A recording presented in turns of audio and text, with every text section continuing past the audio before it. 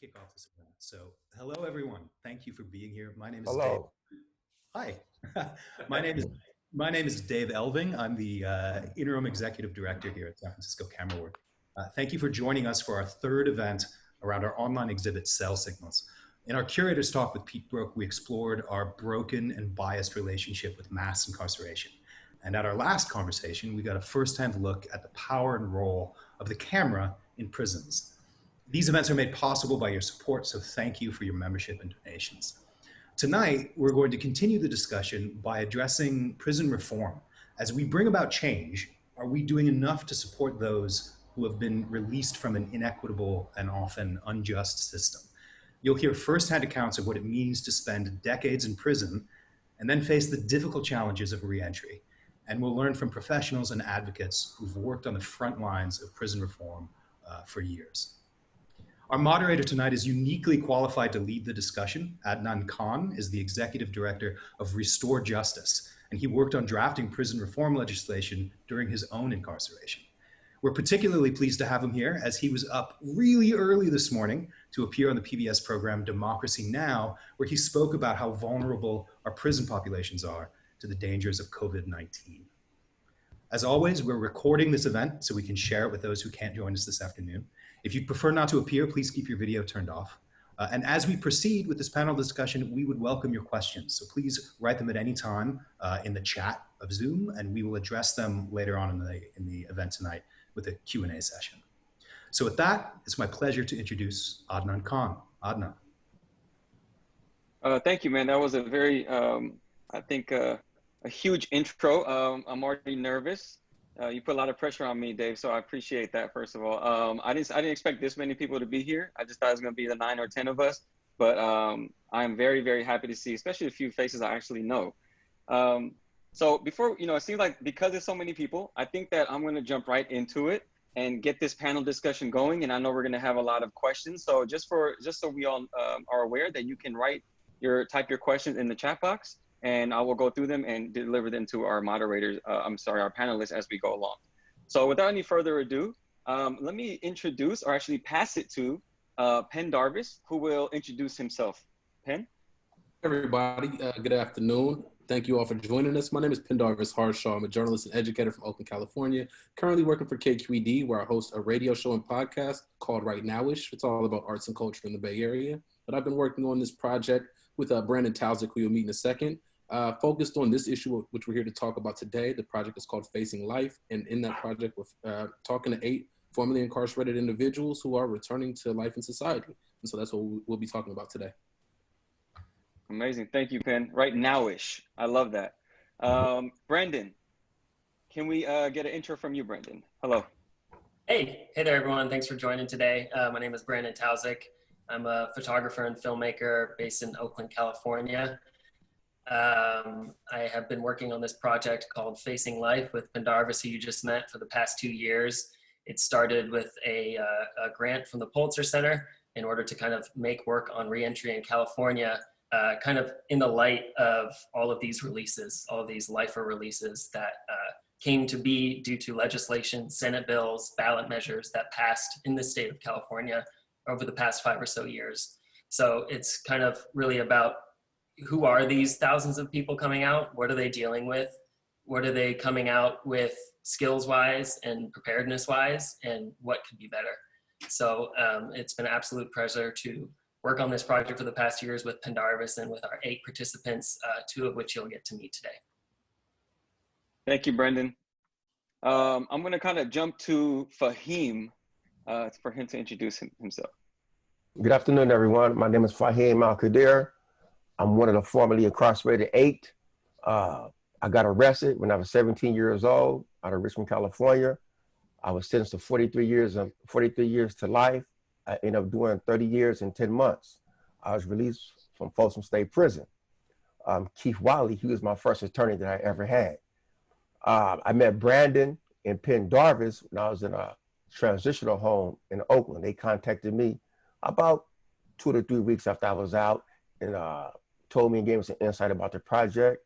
They asked me if I was interested. I didn't have no reservations of saying no. And I'm here today just to share my insights, my thoughts about the things I went that I have been through, where I come from and where I'm at today. Appreciate that intro, Fahim, and I'm glad to, Keith Wattley, he's your first attorney. Amazing. And I'm gonna jump in there and say he's your last, and I'm gonna jump unless he's also an entertainment attorney. And yes, I had long hair when he first had me, 2014. Nice, man. Look at Keith is everywhere. But before we get to Keith, we have one more special person to introduce, or will introduce herself, which is Lynn. Hi, my name is Lynn Acosta. I went in the system when I was 27. I did 20 years, 5 months, and 22 days.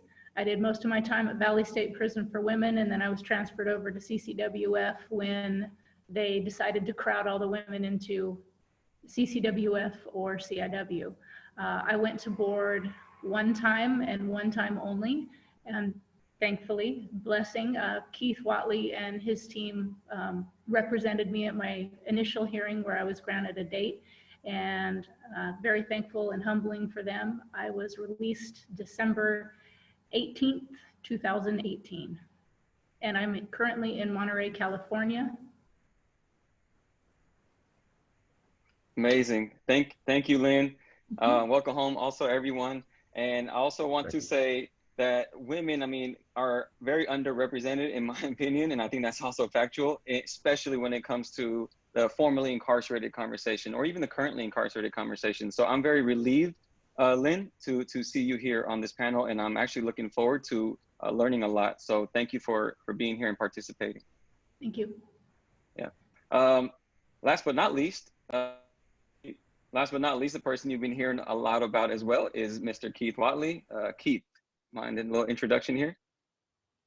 Good afternoon. I'm really glad to be here. My name is Keith Wattley. I'm the executive director at Uncommon Law.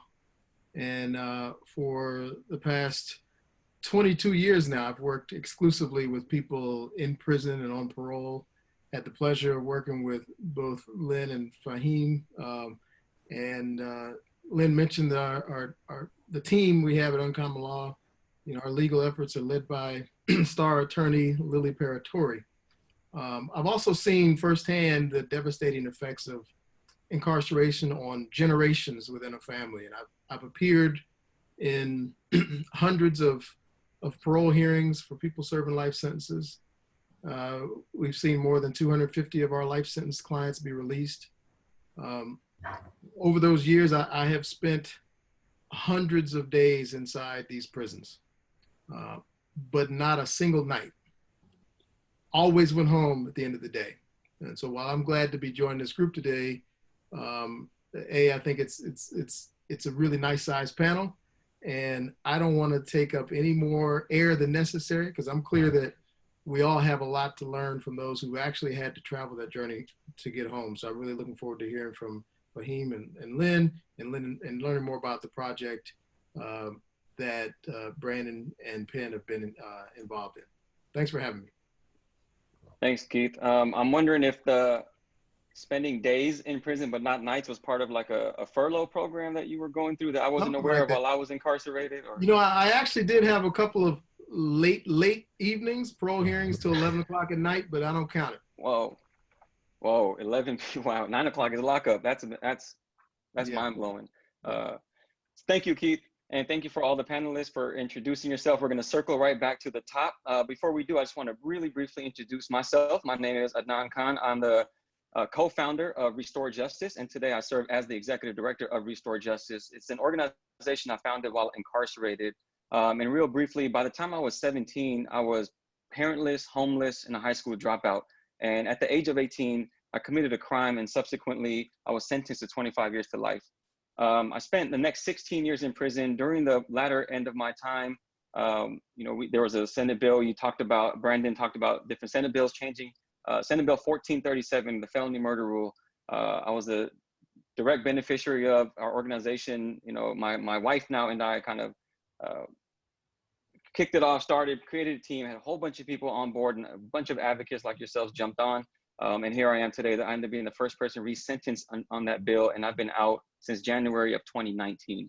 And it's been a blessing. but the work hasn't stopped. And that's what we're going to get into. The work hasn't stopped because of, as you see, not only did we come in 2020 with the pandemic, but now there is a huge uprising and buttons are being pushed. Systemic oppression is being faced, and people have run out of tolerance.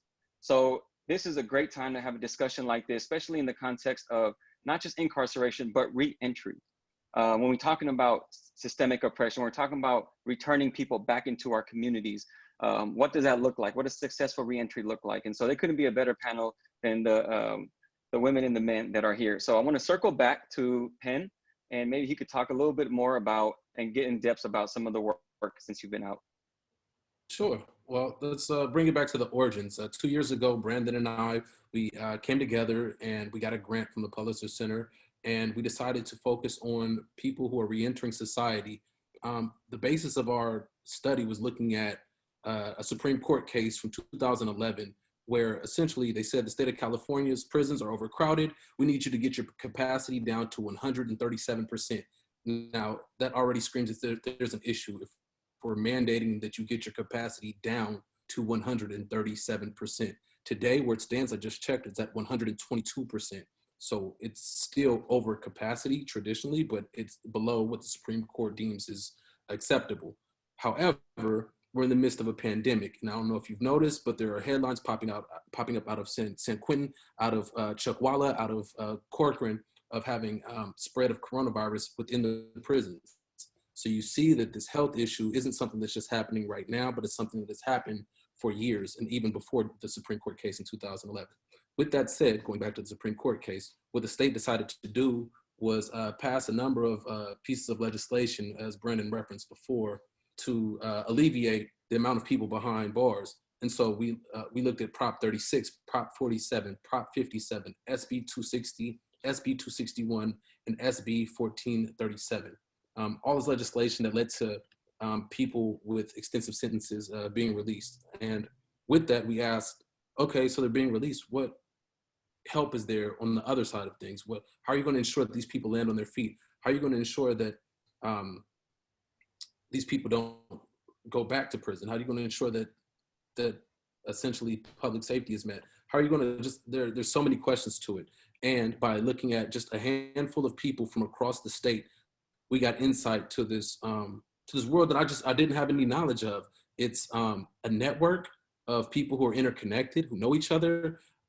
There's a lot of examples of what we would call each one reach one, or metaphorically an underground railroad, where one individual will get released and 18 months later, somebody who they knew from being incarcerated will get released and they'll reach back and help them. And so we've seen that time and time again, not only through the people who we've documented in this piece, but people who we interviewed off the record as well to get information about what's going on.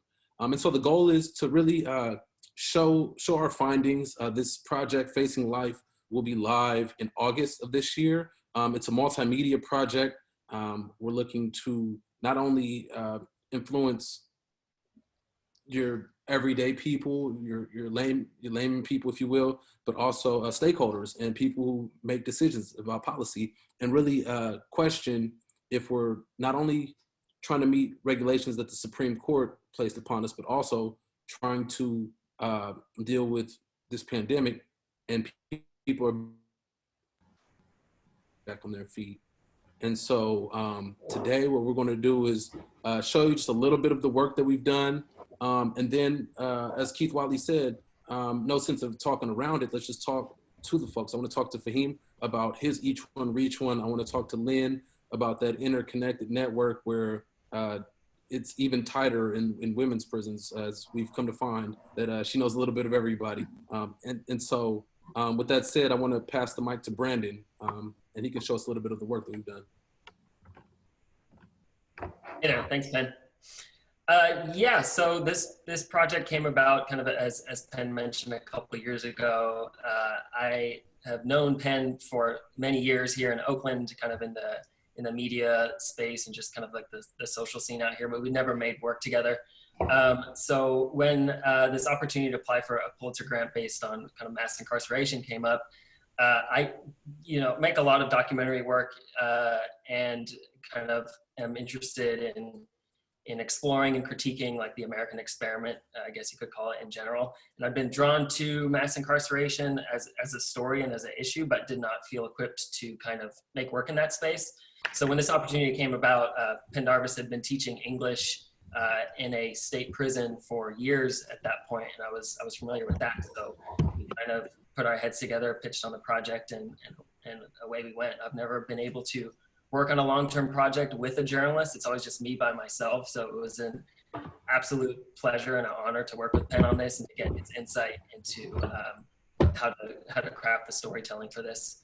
I do want to play a couple brief videos just from the two subjects we have here today on the call. We have, Lynn and Fahim, who you already met.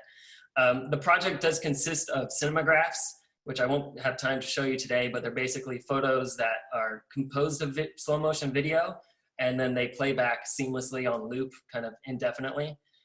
It's also composed of video clips from interviews that we did, and then it's also composed of some 360 VR clips that we did with folks in the project. So the project will go live in August. It's not done yet. It's just kind of exhibiting online at SF Camera Work in a smaller format, but it will live on a website, facing.life, in August, and it will be fully built out with all the media. So I'm gonna go ahead and share my screen here. And I am first going to play a small clip from Fahim with an interview that we did from him about 2 years ago when we first met him. Once they said we do not deem you a current threat to society, I bust out crying like a baby. I just felt all the relief, all the burden, 30 years plus. I thought about the victims, my family, my loved ones, people who I lost in the past, as everything just started coming back to me. I thought about my grandmother, because I always told myself once I was released, I always wanted my grandmother to be there. And the commissioner, she said, Fahim, we thank you for being forthcoming, for telling the truth. She said, when you live your life, live it for your victims. Give back. And since I've been home, I've been on my feet, doing everything I can to be a better man in the society. So I hope that came through for everyone. Adnan, can you give me a thumbs up if you heard that? Okay, great. So real quick, I'm also going to play a very short clip from Lynn, and then we will pass it off to Fahim and Lynn.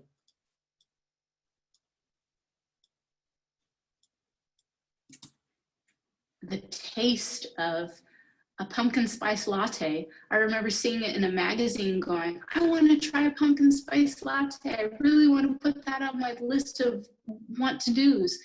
And actually going to Starbucks and seeing the busyness of Starbucks now, but having that pumpkin spice latte in my hand and just the first sip of it. And I remember I just closed my eyes for a second and I'm like, wow, something that tastes, just brought my taste buds to life.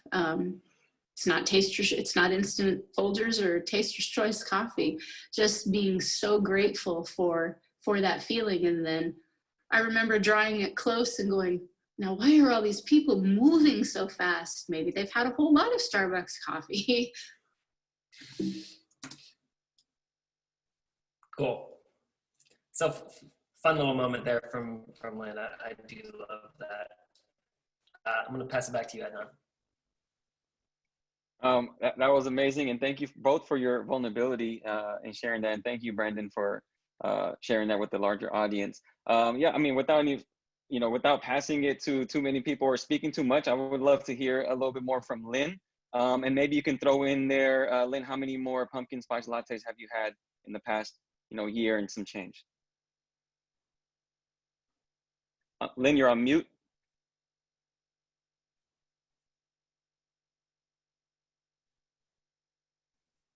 Bottom left.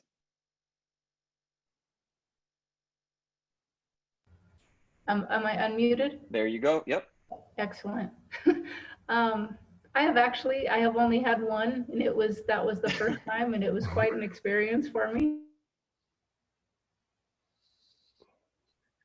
You went back on mute.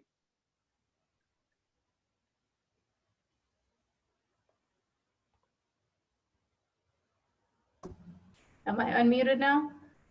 Yes. Okay, sorry. Technology, I'm still getting used to it.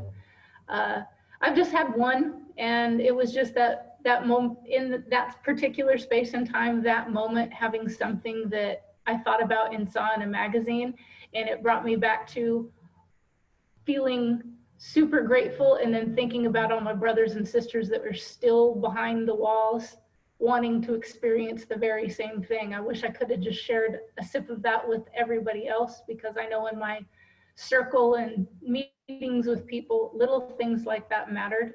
And it was just a memorable moment. As simple as it sounds, it meant a lot to me at the time.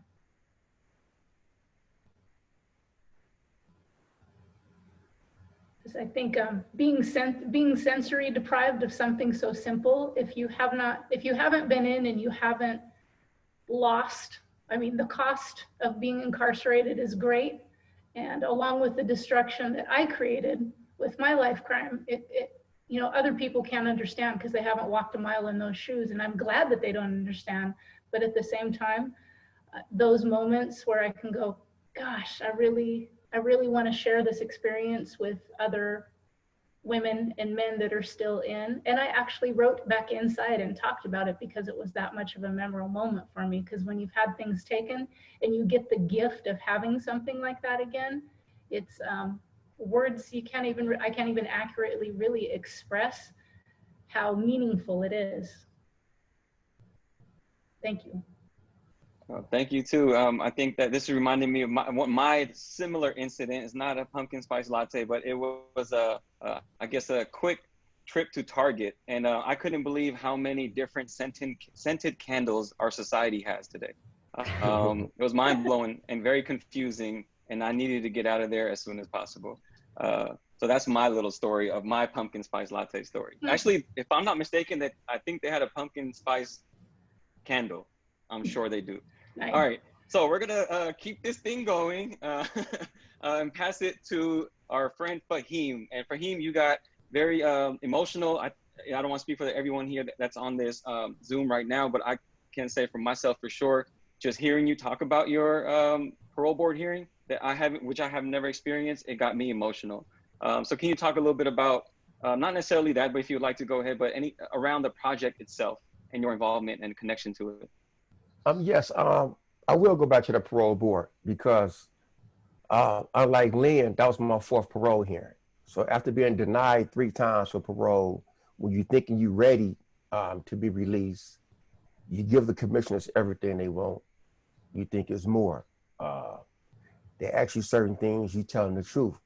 And so when they still deny you for certain things, you're like, wow, what's really going on? Why I can't be released back to the society?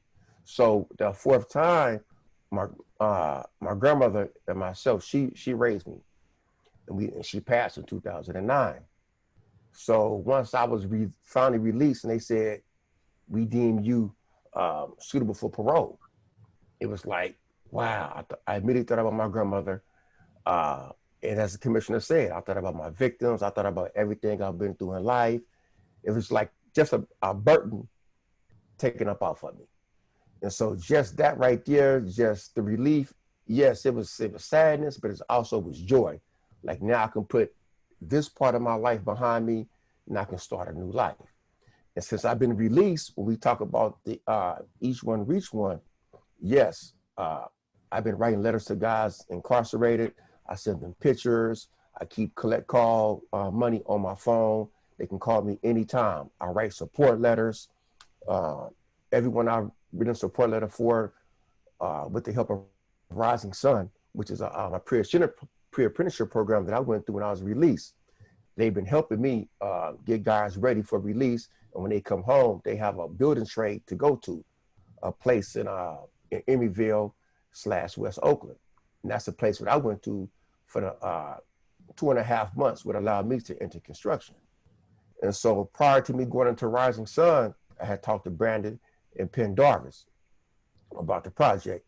And as I said earlier, I didn't have any hesitations or reservations about being part of this project because I knew that some truths need to be heard about what's going on for those formerly incarcerated, those who are still incarcerated, and just to kill the stereotypical myths or illogical ideas about how it is to fall back, into the same lifestyle you did, or what I did when I first came home. So for me, when I first got released, I told myself, here's your new life.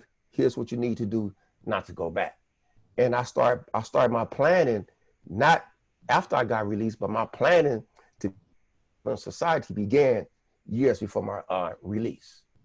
And so basically, for us giving back to the victims, I started a program was called Motivated to Help Others.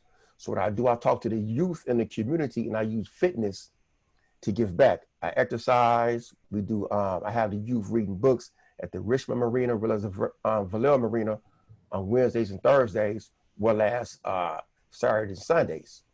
And so with that program, it's picking up. It's going pretty well. But with the COVID-19 and everything was going on, it slowed down. But I stayed consistent. Every day I get off work, I put my time and effort into the fitness program. I don't charge anything. It's free, and that's part of my giving back to the society. Amazing, thank you. And the one with the children. I mean, when a lot of times when we see those youngsters that were like 12, 13, 14, 15, right, 16 years old, I mean, how many times do you see a mirror of yourself at that very age? Every time I talk to one. And that's why it's easy for me to approach them, because I'm somewhat of a social person. And so when I see them dressed in a certain way, talking a certain way, I understand what they're going through, because when I look at them, that was me. And Keith might can attest to this. One time, he asked me a question in preparing for the parole. He said, when you look at somebody, what do you see in them? So basically I have to see myself in them. And that's how I had to approach the board members also, in that time. And so it helped me give insight about who I am. So when I see these guys and these girls out here going through certain things in life, I understand exactly what they're dealing with. And so I use my own experiences to approach them with no fear, but with humbleness. And I have no problem telling where I come from. I don't just go into details. I just try to engage in conversation. And once the conversation started taking place, I might ask them where they come from. Like, for instance, it was a mix of guys. They have a group called Rich City Bikes. So they ride around doing things. And so I started talking to them. They were somewhat hesitant, but they asked me, what part of Richmond you from? I said, it doesn't matter what part of Richmond I'm from, but this is what I'm about. You know what I mean? So one was like, okay, well, you did some time in prison? I said, yes, I did. So I asked one guy, I said, well, have you ever been in prison? He said, well, my friend, he been in juvenile hall. I said, okay, I've been in juvenile hall too, but I also been to the county jail, CYA, and prison, and did 30 years and 10 months. So what's on you guys' mind? So just little things like that, it make them go, ooh, wow. You don't want to do that, because I've done it. So let's just take a step back so we can take 2 steps forward and bring things together. And so that's what I use with the youngsters in the society right now, even on my job site. Man, thank you, Fahim, and I commend you on that big time, brother. Like, that is, it's one of the biggest hidden secrets, I think, how formerly incarcerated people are the ones that provide public safety into the community, in the communities. Yes. Right. And I don't know why that's a secret when it's common. Right.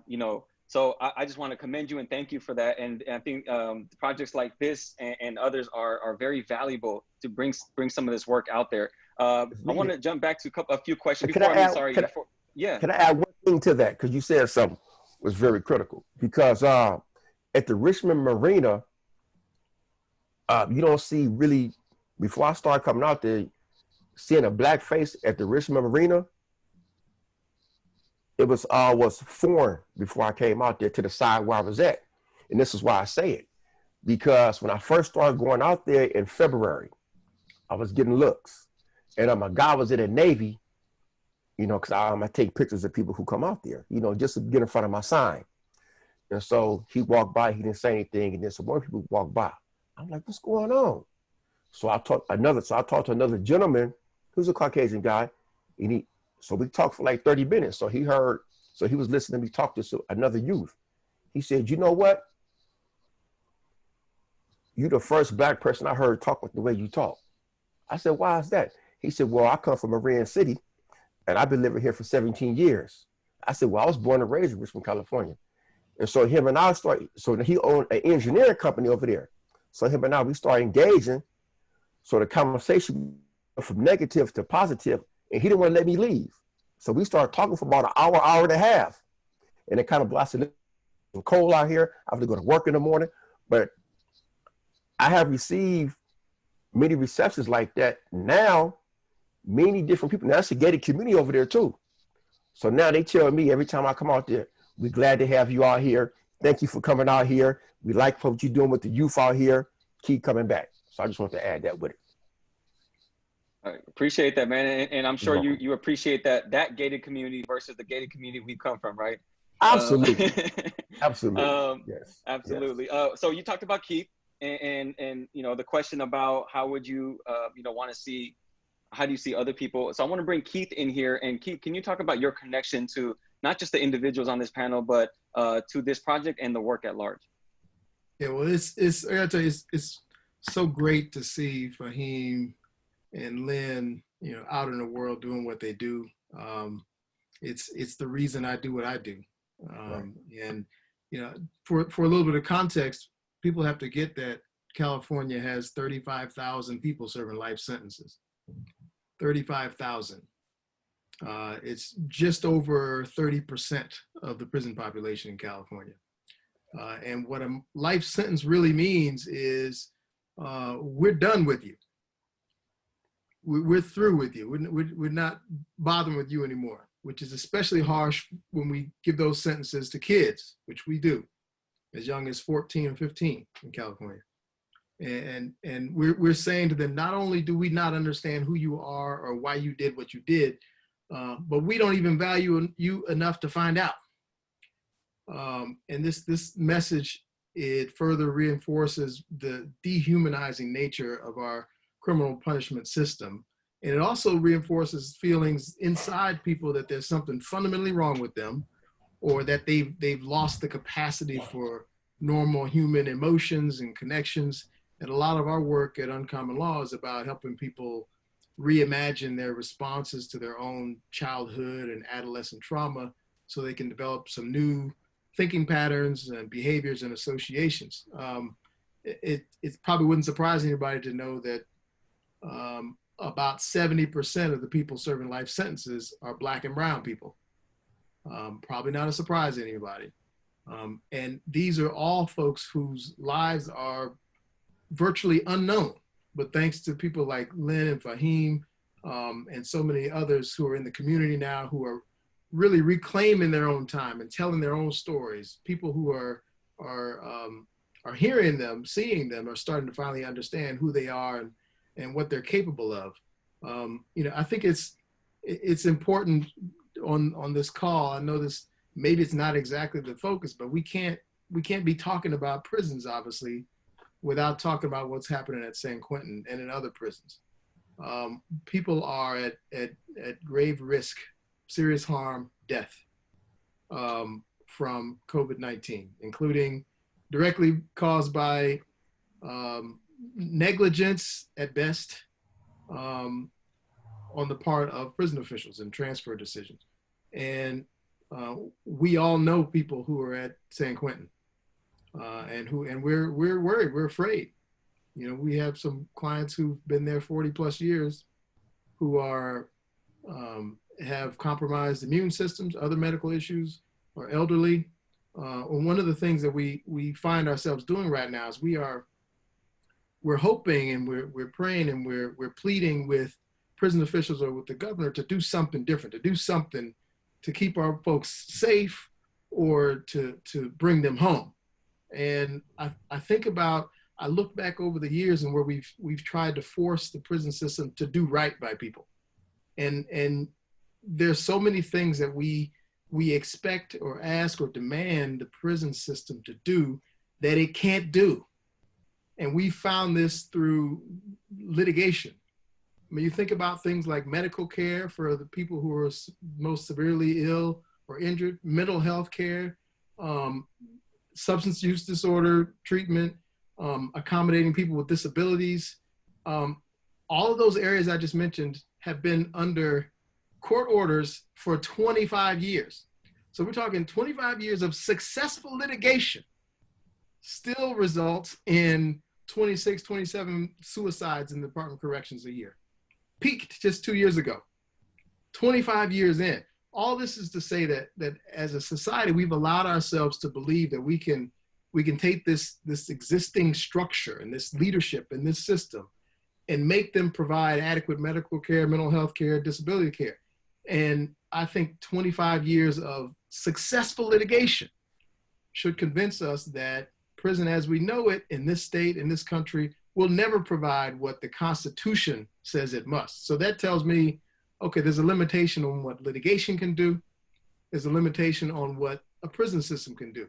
And where we are right now with this COVID situation, we also can't reasonably expect that this system is going to reconfigure itself in a matter of 3 months to all of a sudden meet the needs of the most physically vulnerable people or the needs of those whose continued incarceration does not keep us safe. So we need to replace this system with something that works. And we need to replace it with actors who've demonstrated they actually have a real commitment to people, not just as a number or a label or a felon, convict, or violent versus nonviolent. And I think the folks on this call are really leading the charge to show what's possible when we see them as people and then their capacity to change and really transform the world. We need our leaders to recognize that, let these people come home, keep them safe, so we can create a different system. Powerfully said, Keith. I appreciate you for one, uplifting impacted and formerly incarcerated people. You know, every time I hear you speak, it's always about us. And I, for one, can appreciate that. My colleagues who know you and who don't know you appreciate that about you as well. So thank you for that leadership that you're expressing and you're displaying here. Also, thank you for bringing up the COVID situation and how it's all tied to, I mean, we had pandemic and immediately followed by an uprising. And so there's a lot going on. And this project is so relevant to, one, our individual work and life that we live, whether it's mentoring, whether it's through the parole board, you know, Keith, or just the work that we do. But two, like how people are asking for and not even asking, I mean, it's a demand. We're demanding change. We're demanding a new way to look at public safety. But I think that also requires, you know, we're seeing, I believe it was cell phone footage that really kicked this off when it comes to the uprising. I mean, there's a big discussion I was listening to on radio, and they talked about what if they did not have the footage of George Floyd being murdered, and would we still have a pandemic? I'm sorry, excuse me. Would we still have an uprising? So I want to kind of open up to the panel and tie in this idea of storytelling.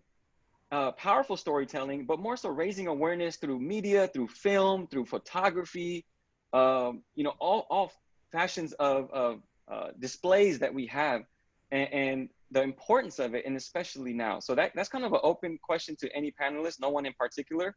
And in the meantime, I would just want to encourage our audience members. There's about 69 audience members here, or about 60. So on the bottom of the screen, it says chat.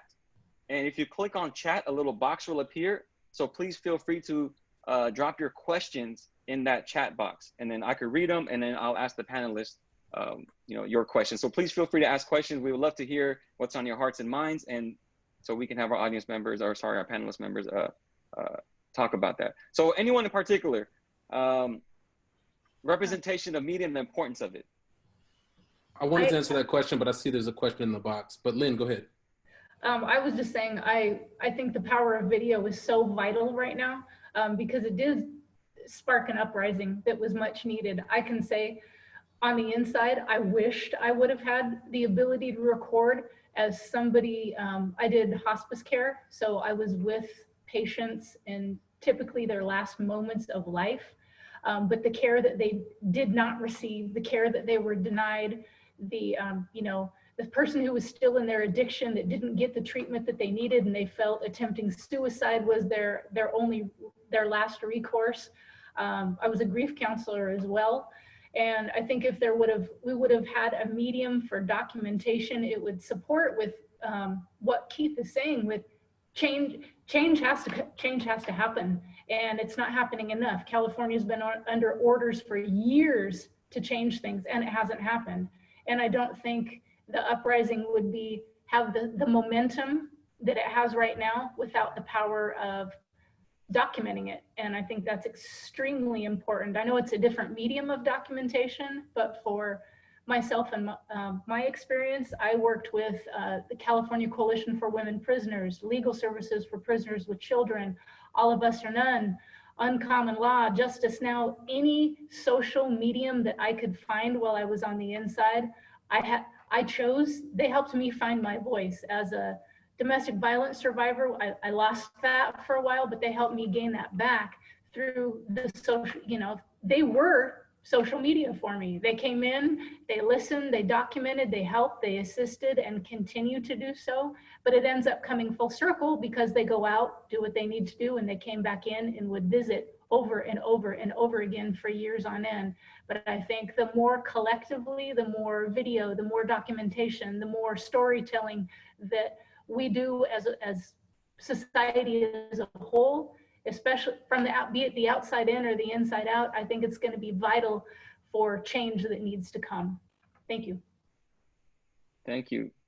Powerful answer. Powerful answer. Penn, I think you were going to add to that. Before you do, I just want to add that whether you are on either side of the camera, I just want to throw that as well, like the representation on both sides of the camera or the lens. So Penn, did you have something to say about the previous comment? Yeah, I wanted to answer your question, but I see that there's a question in the box directed to Brandon. I wanted to make sure he addressed that. Okay, would you like me to go to Brandon and then come back to you, or would you like to answer the question and then go to Brendan? Your choice. Go to Brendan first. Okay. Brandon, I'm going to read this out just for our audience as well. So it says, it's directed for you. It says, now people are typing, let me scroll up. Early on, you mentioned how working with Pendarvis, a journalist for 2 years on this project, gave you a different insight to the process of constructing a narrative. Can you speak more to how your process of visual storytelling has evolved since this project? Yeah, I mean, it was an absolute pleasure to work with him on this. As I said, kind of my previous projects, long-term projects, Tapered Throne, Serious Street, Pale Blue Dress have all just been me. So I'm the one crafting the visuals, thinking about the narrative, thinking about what it says, what the message is. And so with this, since the message is very complicated, multiple laws, multiple decades of laws, and thousands of people, and this is such a massive issue, I was able to really kind of focus on the visuals, on my craft, on the cinemagraphs, on the video, and kind of the website that I will live on, versus the laws, the research, and the story. So it was a lot more homework for Penn and a lot more filmmaking and artistic craft for me, which was an absolute pleasure and a luxury. Yeah, and speaking to that, well, all right, so let's just cut to it. Brandon's a white guy, I'm a black dude, and we're doing these stories about prisons, right?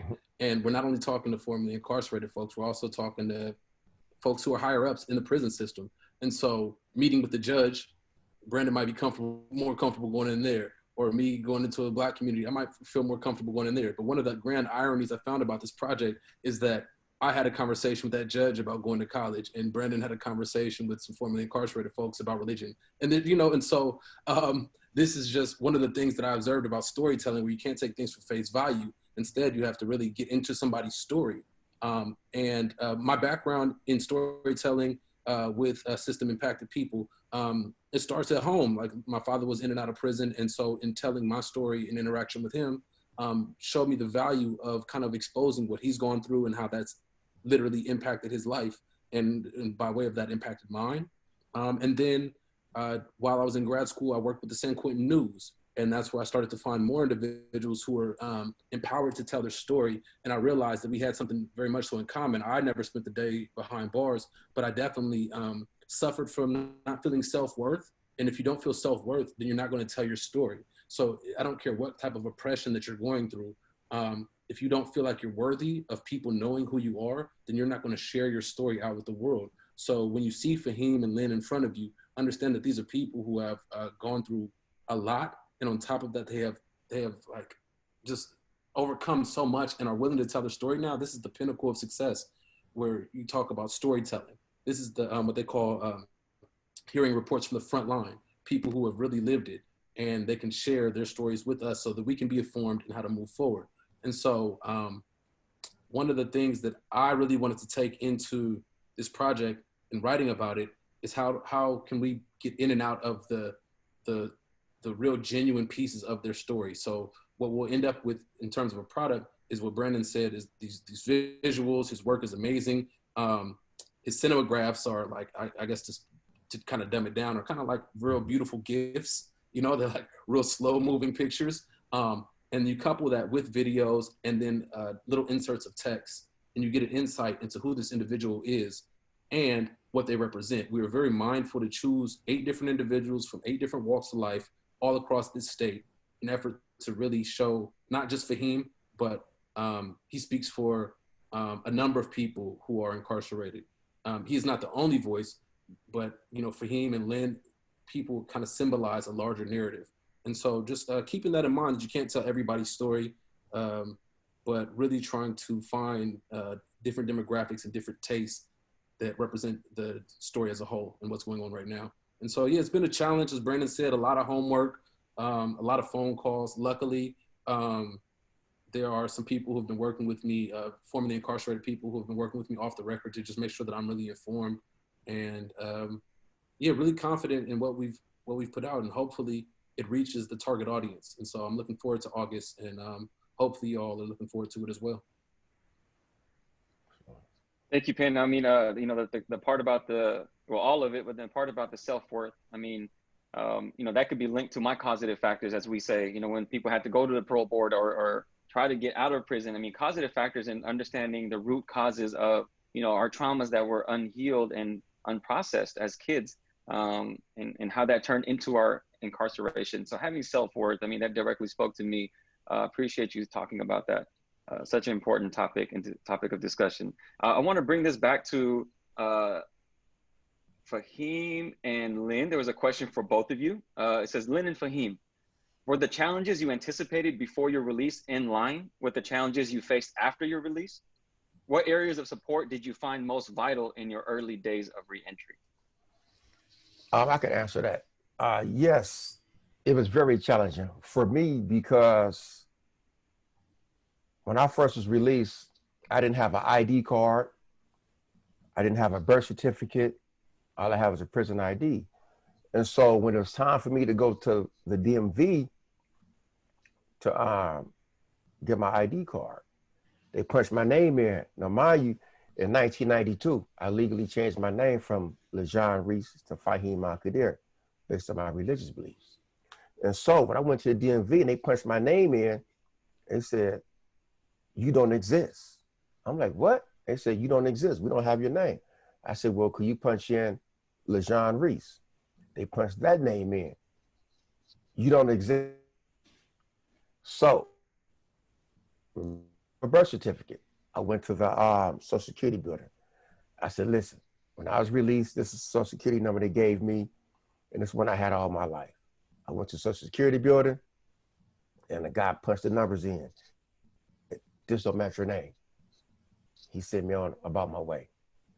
And so that was a big challenge in itself. And the story goes on that a couple of days later, the transitional home I was in, Volunteers of America, they wrote me a letter with my ID card and said, "Fahim Alqaadir, who is released under this name right here from CDCR on such and such date." So I took that piece of paper along with my prison ID into Martinez County records. And so they asked him a bunch of questions.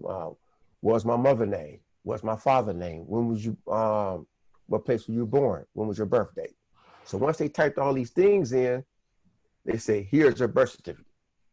That's my first birth certificate I remember having, because my mom, she lost my birth certificate while I was incarcerated. And so once I received my birth certificate, then I had to go back a couple days later to the Social Security building he asked me the same questions. He said, this is your new social security number. This is your identity now. Here it is. I'm back with the number again. I left for the number and I'm back out here with a number behind my name. That was a big challenge for me because I came out basically as an unknown, and I had to constantly find my way from a transitional home, but I had to do 6 months. And just as Lynn was saying, things was going so fast. I had to use public transportation. I had to use BART bus. And my fiance, she was off work, so she was giving me a ride everywhere I needed to go. And so I had family support, but not the support I thought I have when I came home. But it gave me a more humbling experience to whereas when you come home, you're a grown man now. You're not a kid. So you have to do everything yourself. If anyone come and help you, assist you, that's just a plus. And so for me, that was my biggest challenge, just getting my name back, getting my identity back, and figure out how I was going to continue the rest of my days inside the transitional home. So once I completed 6 months in the transitional home, it went through a peer apprenticeship program. In January, I was hired in construction for CNC traffic control. And from January 2019 to present day, I've been working and everything been going pretty good. Outside a few hiccups here and there, but that was my challenging experience. Thank you for that. I want to pass the same question to Lynn, but before I do, Fahim, I just want to say you mentioned that you came out as an unknown. Well, I'll say this right now: you are definitely not an unknown, and you are known, and the world needs to continue to get to know who you are, and that's for everybody that's here as well. So definitely not an unknown in my book. I know who Fahim Alqaadir is for sure. Thank you very much. Yeah, for sure, man. Lynn, I'll just reframe. I'll just ask the question again, if you would like. Sure. All right, so it says for Lynn and Fahim, it says where, oh, I'm sorry. Go ahead. You were gonna repeat the question, go ahead. Yeah, what were the challenges you anticipated before your release? I'm sorry, were the challenges you anticipated before your release in line with the challenges that you faced after your release? What areas of support did you find most vital in your early days of reentry? I actually, like Fahim as well, I started working ahead of time in anticipating my release. I actually had help from California Coalition for Women in Prison obtaining my birth certificate because I was born in another state. So I'm glad that I had that. But when I went out, I was told I was a ghost in the system and I didn't exist either. And so it was, overcoming that stereotype of, no, I am somebody and I'm going to reclaim that right now. So getting a social security card, all those things that Fahim mentioned, I went through as well. The one advantage that I did have was I had my birth certificate, and additionally, as a veteran, I had my DD-214.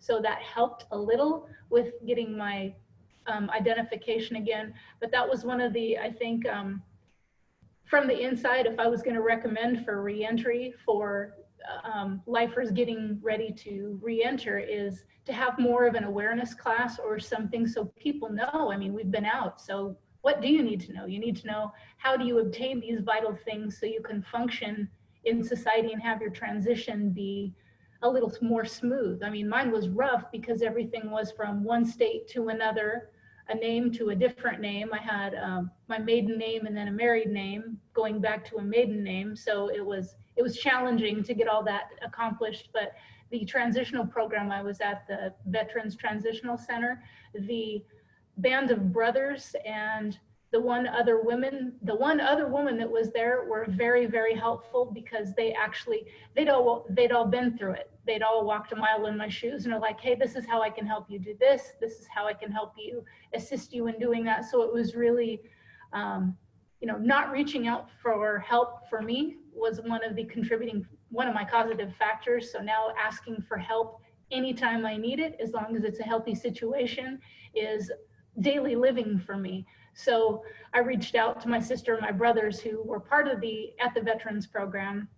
And I've continued to do that since then, is asking for help in getting those things, because the state did not prepare you, nor did they make it aware in any form or fashion other than banking, being aware of some type of banking, but the daily challenges that you need for IDs. How do you get on the bus? What is, for myself, I didn't know what a smartphone was. I didn't know the difference between a dumb phone, a smartphone, whatever kind of phone. I mean, they didn't have it when I went in. So technology is still the most challenging thing for me, but if there was something in place before going out, I think it would be so instrumental in helping individuals be successful. But for me, again, it's continually reaching out, continually asking for help, getting involved in different, or staying involved with different social organizations that do advocacy work. I mean, for me, giving back has become a way of life.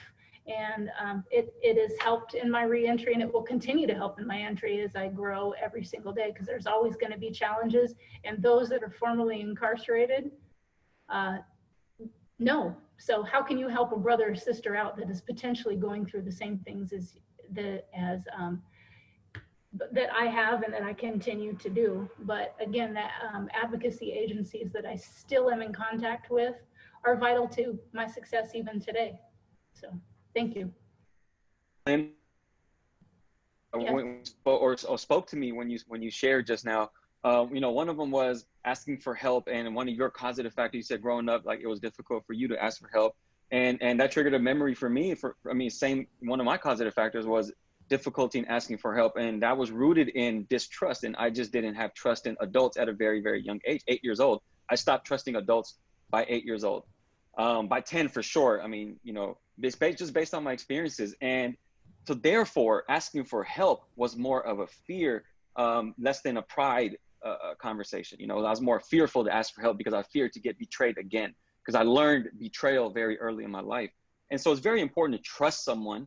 And then especially when we're talking about coming out to a brand new world, right? Similar with you, like I went in with, I mean, social media was not a term yet. There was no Facebook, Instagram, Twitter, or whatever these crazy kids are using today, right? None of that stuff existed, growing up, or sorry, throughout my, before I went in. So that was a very, very powerful point that you brought up. The type of people and the support that you're receiving is from people that actually genuinely care, whether they are formerly incarcerated, like you said, or if they're like, you know, caring advocates. So that really, really matters. The second thing that you mentioned was, I completely forgot. So when it comes back to me, I will bring it back up. All right. I completely forgot the second one, but it was so powerful. It's going to change the world. And I forgot it. Gosh, it always happens. I want to queue up Brendan real quick. While we're going to continue this conversation, Brendan will be sharing his screen, and he'll be sharing some photos while we talk. So Brendan, you want to preface it a little bit, Brendan? Tell us what you're going to be showing us. Sure, yeah. I'm just going to be going through, so we have 8 participants in the project, and I'm just going to share one cinematograph per person while the conversation continues, and then we'll jump back to our video feed. So continue. Great. I actually thought about it. Brendan, I want to give you credit for this. Lynn, you were talking about when we re-enter society, how difficult it is for people to re-enter society, and kind of you have to leave prison before getting out. And going back to Fahim, how you were mentioning how, you know, the difficulty you had getting these very documents that are actually ran by our state government. And so if prisons are state governments, right, which they are, or ran by the state government, and so are things like the DMV, ID, Social Security.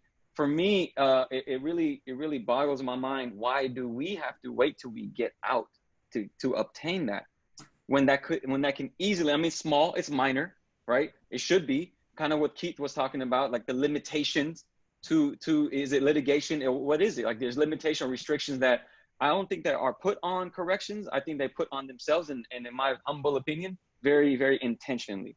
So that's when we talk about systemic oppression, re-entry, and how much accountability is put on us as formerly incarcerated people. And at times, accountability, not at times, but accountability is very important to me.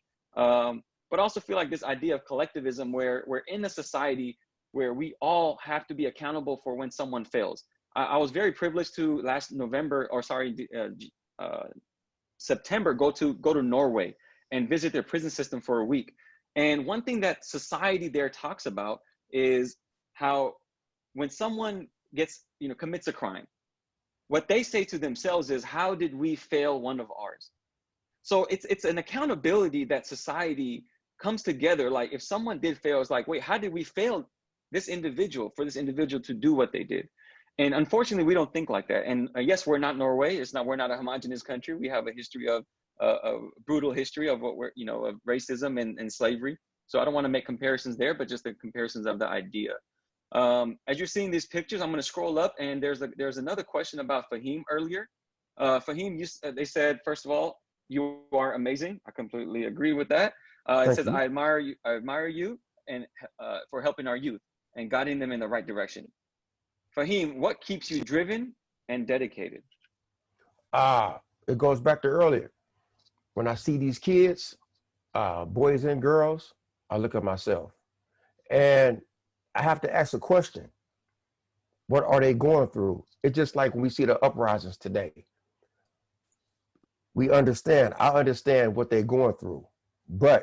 And then I also have to ask myself, is it right to see this destruction out here? No, it's not. So I have to, when I say I give the kids books, I open up books for the kids, it goes back to education. And if I want to see change in a society, then the youth, the kids have to understand what came before them, why things are the way they are. And with me being able to understand what happened before me, I have to be the one to give to these kids, because a lot of them growing up in their society or their environment, their parents, their friends, their family, they're not, I won't say forcing, but they're not giving the kids a big enough opportunity to get the proper education. Yes, they might go to school and come back home, but that's it. But are the parents, or the friends, or the uncles, or the mothers, or the grandmothers, or whoever's in the kid's life, are they really sitting down and talking to these kids about education? When I was incarcerated, so I come from a single parent household, and being incarcerated at the time, I was 17 years old in 1987, picking up a book, opening up a book, reading and understanding what's going on in life and history, what came before you, it gave me the opportunity to understand myself. When we go into cause and contributor factors, to understand myself, now I can take everything back, or just these experiences back to these kids, because they need it. And someone told me, they said, bringing a book out there, these kids not gonna read a book. So this is what I did. I was going through the fitness program. They was kind of tired. So what they thought they was gonna do, we came to the program. And the first thing they did, they started picking up the equipment and try to go into the routine of warming up. I said, no, before we do anything, I set a finance book down and a book on leadership down. They said, what's that? I said, before we do anything, we're gonna read some books. They looked at me, they looked at each other. I said, what y'all gonna do? They opened up the books and started reading. Every day we come out there now, I have pictures and video of it. We read books, and sometimes I might just read a book and ask them about what I've read and talk to them about the book. So it's just things like that, what we have taken for granted, what the kids in society need today. I don't care if you're Black, white, Latino, wherever you come from, whatever genre you are, we need the proper education. And that's what motivates me to get back to the kids. Proper education, because we can't be mad or disgruntled at people who don't really know what's going on in life. And that's like me. When I came off the porch of doing the wrong thing, I followed those who came before me. So if I got improper guidance, improper knowledge, improper education, then I have to follow those who came before me, because that's what they taught me. I had a young mind. And so when I look at these kids, that's the same thing what's going on right now. Let's get into their mind. Let's shape their mind from going left to go right. And that's what constantly motivates me. So when a parent invites me to his home to talk to his kid, that motivates me. When a young lady emails me to talk to her, that motivates me. When a young Latino woman who's a mentor in the society, when she comes to my program with an at-risk youth who says, I want to be part of your program and help you out, that's what motivates me. And that's just one of the few, many of the few. Powerful, man. Powerful how giving back is the motivator, right? Like that's the, you know, the purity of your heart is just really, really on display right now. I also want to say, Brandon, thank you so much for those images. I mean, those were, while I'm listening to Fahim speak, I mean, those images, the slow, very, very, very, I've never seen an image move that slow. And this is something brand new to me, which is mind blowing and powerful. And it's moving because for whatever reason, it is internally for me, because it's connecting with a lot of things, you know, whether like the ironing part. And at first I was like, okay, I hope he doesn't burn that section. Because he's been on that part for a very long time, but I saw the steam coming out, so he's all right. He's all right. But just seeing those images at the beach, just looking over, like water resembles flow of life for me, and freedom, just being out, the air, the water, the sand, the elements. You know, we talked about sensory deprivation earlier. Just very, very powerful images, and I just want to uplift that before we move on. Pen, I saw you nodding your head in agreement to several things from the last couple of shares. Can I jump into your brain and try to see what you were thinking about during those shares? Yeah, I mean, a lot of what Fahim is talking about it's not new, it's not alien. Like, even myself, like I was a knucklehead at one point, and once I learned that I got young people looking up at me, I'm like, oh, let me straighten up and fly right. And just that power of knowing that you matter, that your mentorship matters, it can keep you on that path. And it's something that we saw time and time again through the people that we interviewed. Brandon went through the photos, and you saw all 8 people, and just about everybody, if they weren't involved in a program, they were involved in their family. If they weren't involved in their family, then it was their community or their church or religious institution. And so when we talk about the value of an individual or restoring the value that an individual feels, I think it's imperative to make them realize, to allow them to realize that you play a part in this society. And so just to be very clear, this whole project is about, it's about knocking down the wall. It's not about the other, or this is about people. This is about all of us. This is really, it's a societal issue.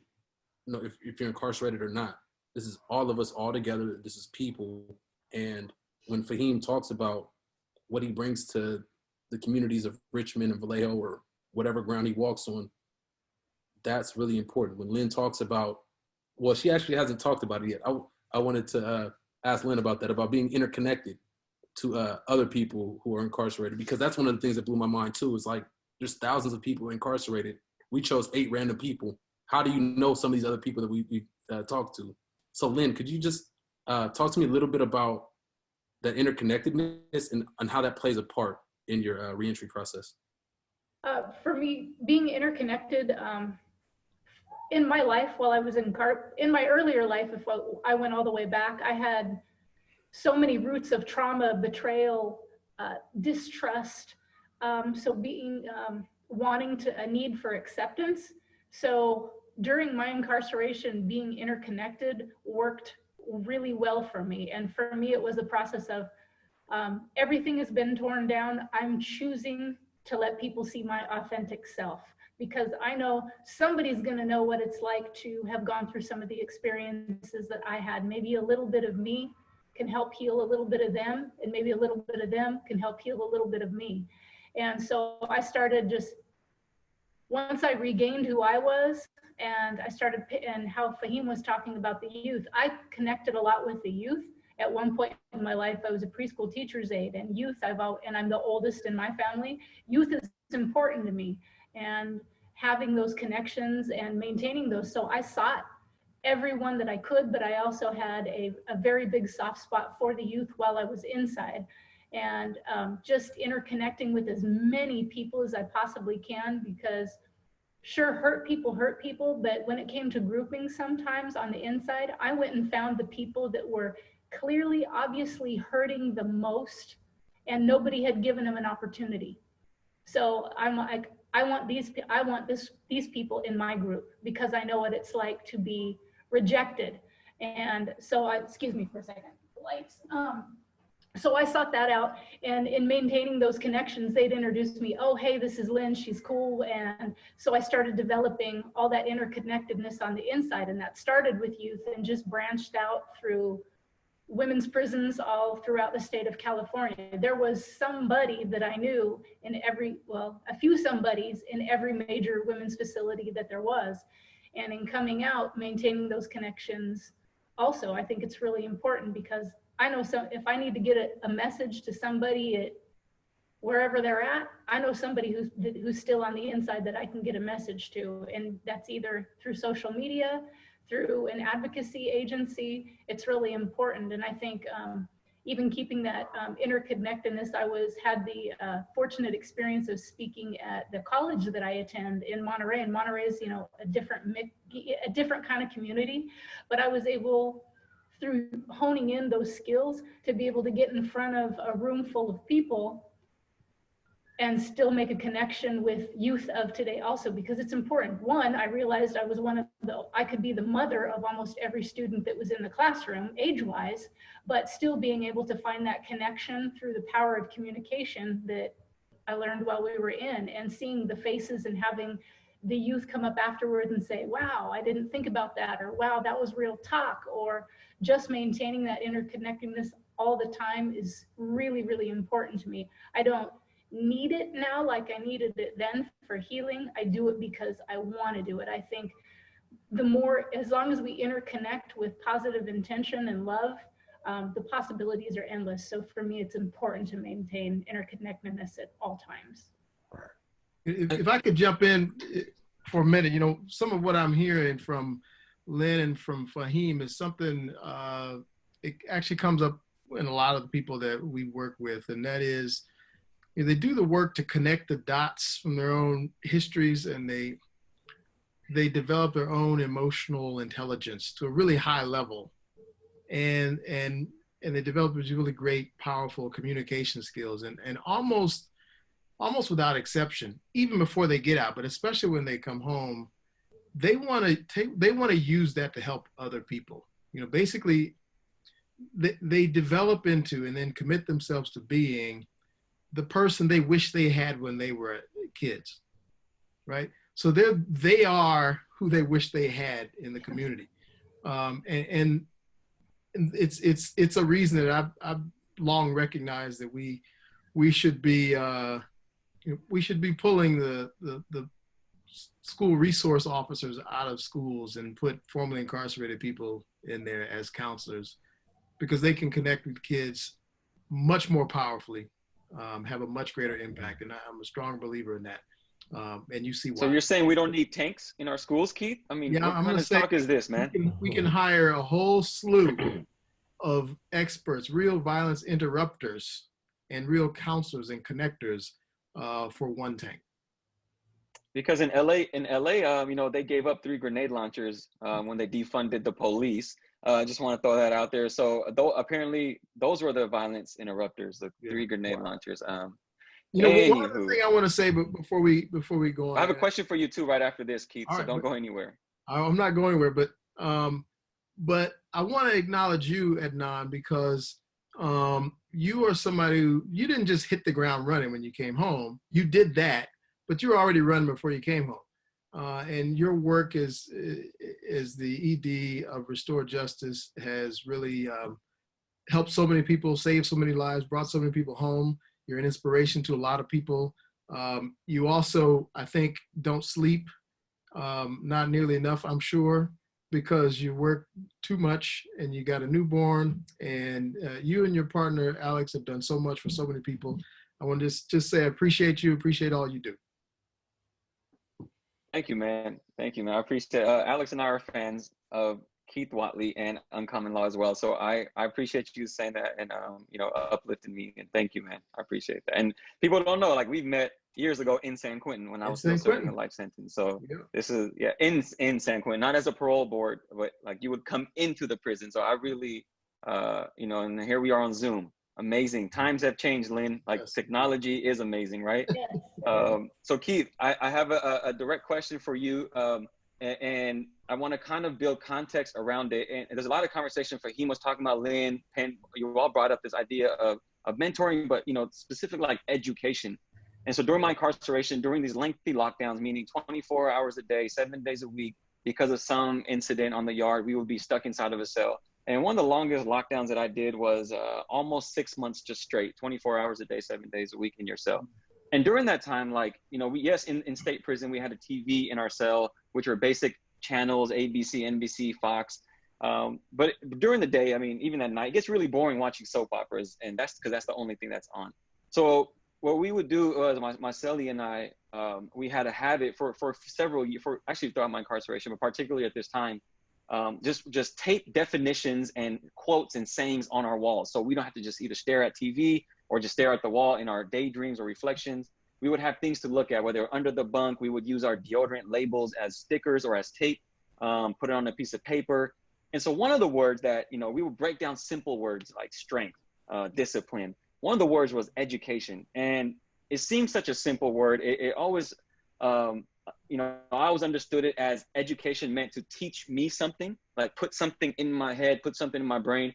But the root of the word is actually educe, right? Education, educe, which means to bring out, not put in. And so what we're doing, what you're talking about, Fahim and Lynn and Penn and Keith, even, what we're all talking about here is the ability for us to be so reflective and introspective, and see that 13, 14, 15-year-old kid, a mirror of us. We don't so much put some stuff in their brain. It's more so we bring out their talents, is what I'm seeing on these comments here, that their talents and things that have been ignored in our life growing up.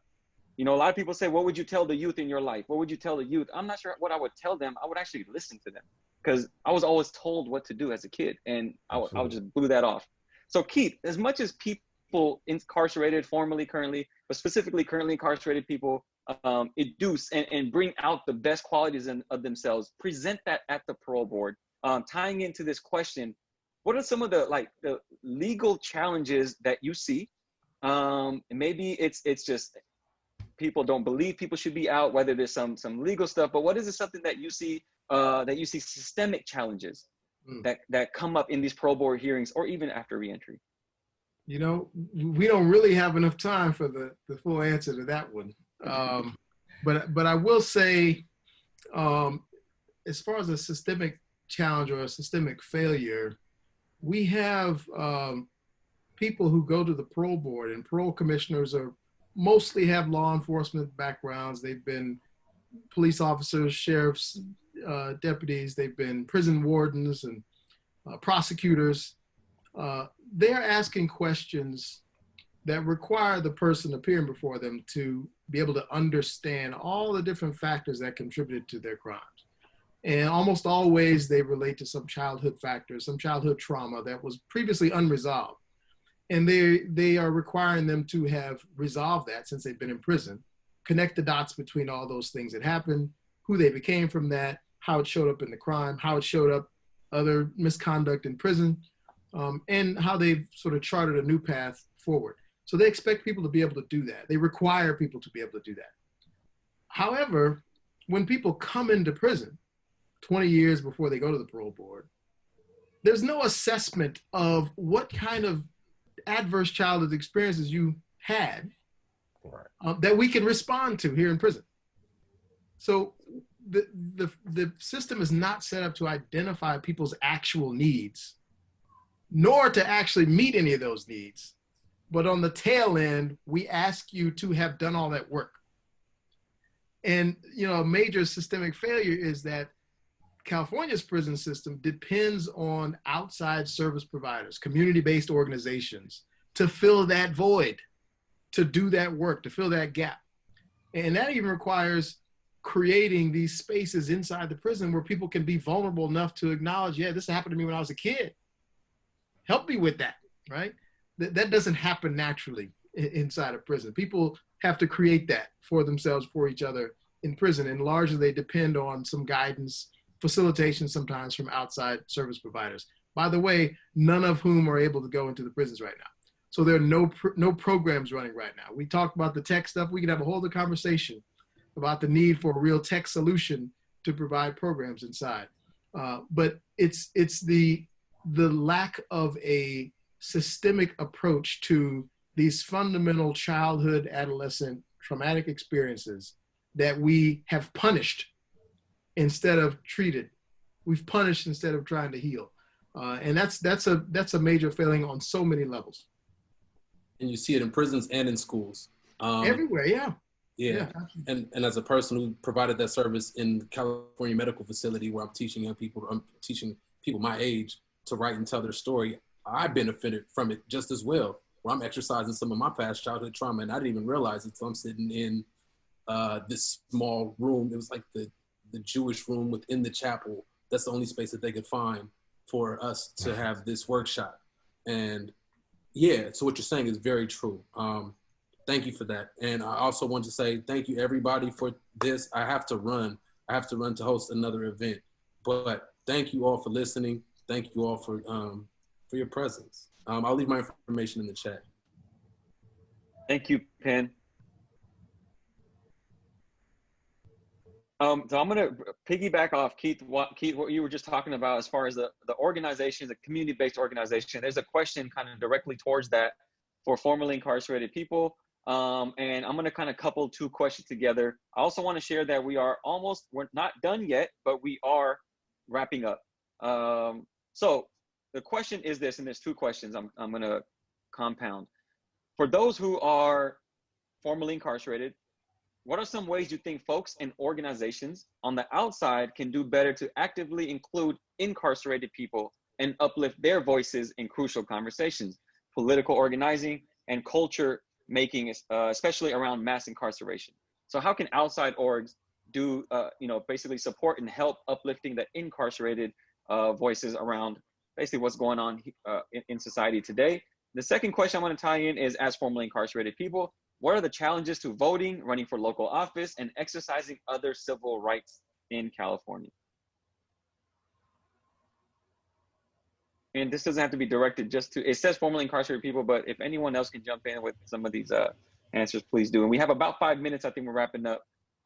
So Pete, unless you guys want to tell me we have a little bit more time, please let me know on time. But take it away, whoever. I think real quick, there's plenty to do. I think the biggest thing is to get that, a lot of the organizations to continue to do the work that they're doing, to get together collectively, strategize, plan, get events going. I have several friends throughout the state, from LA to the Bay, that are in the midst of the uprising right now, that are advocating, that are doing it, that are being that voice for people who are still behind the walls, and that work needs to continue. So for the person that wants to get involved, connect with some of the big ones, connect with Uncommon Law, connect with Coalition for Women Prisoners, All of Us or None. Adnan, your organization that you have, Youth Justice Initiative, ARC, that all the agencies are out there. They're, in my opinion, they're almost all in one accord right now.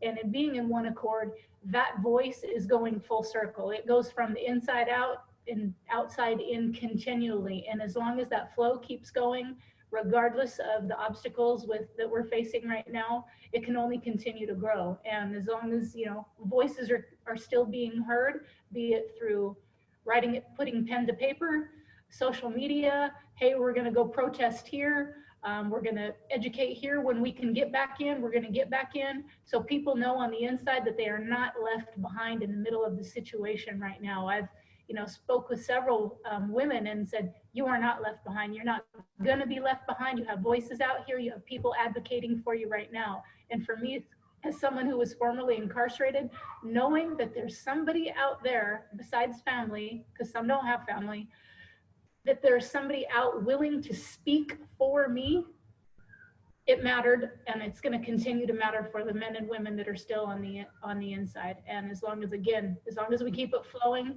that's the best positive motion that I think can happen. So maybe within 2 minutes before I pass it to Dave to officially close out, Fahim, Keith and Brendan, maybe with, a few, very brief, if you could kind of close out with either answering the question or just your own reflections as we go. I'd like to quickly just say, first, again, thank you all. It's been great being with you, Lynn. Great to be with you, Fahim and Adnan. The question about barriers to people coming home, it's a whole other show for sure. But I just want to do a quick shout out for ACA 6, which just passed the Senate today, which means it's going to be on the ballot in November, and that restores the right to vote for people who are on parole.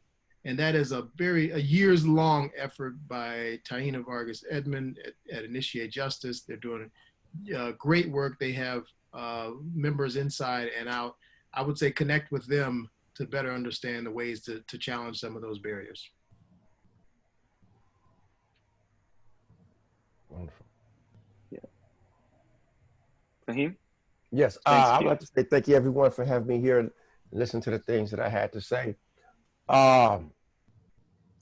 About organizations connecting to those who are incarcerated, as well as those who are formerly incarcerated. As Lynn was saying, groups, organizations have to team up and find out what's the best ways to get inside these prisons. Because oftentimes, a lot of organizations, when the system or the prison see that a lot of organizations are really helping inmates, sometimes they put up barriers and letting these different organizations in. Because we look at, as Penn said earlier, Pendarvis, that the overcrowdedness is so high. So if the prison system, CDCR, really want these prisons or these organizations to help, then they'll more be inside these prisons to help. Because you probably can speak on it because we were there. And a lot of organizations are growing. To get inside these systems, we have to break down every barrier, every obstacle was in the way of getting inside these prisons. And also for myself, for Lynn, and many more who's out here in the society, we have a lot of things going on, or things we're trying to build. So I believe that a lot of those organizations should try to contact us, because as you said earlier, that a lot of these youth out here, they are very apprehensive about just talking to anyone. They can talk to those who they understand, who been where they come from, who can talk the language, who can speak the language. A lot of organizations, they might go on the outside of these cities, but they're not going to deep in the heart where the drug selling going on, where the rape going on, where the selling dope is going on.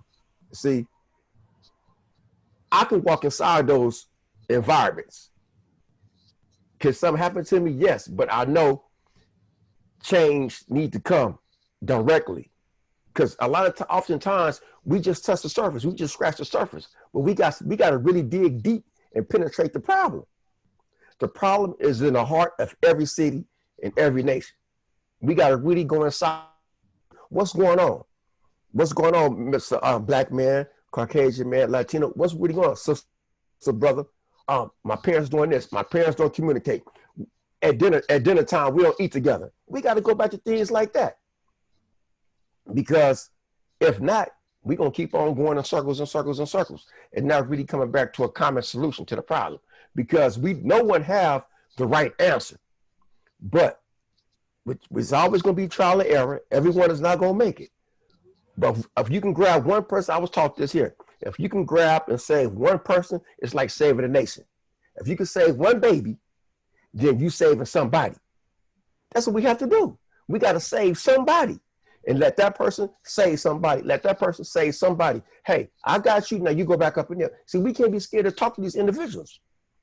And that's why I come in at. That's where Lynn come at it. And that's where many more come in. So we need help from organizations. We need help from corporations. You know what I'm saying? Help us, push us up in there. We're going there. We better than a tank. A tank gonna go in there and kill somebody. Let us go in there and get them the education where we got it. Well, because I got it, like the board told me. They say, speak your voice, speak your truth. You got to give it to them raw and uncut. And that's all I got to say about that. Mm-hmm.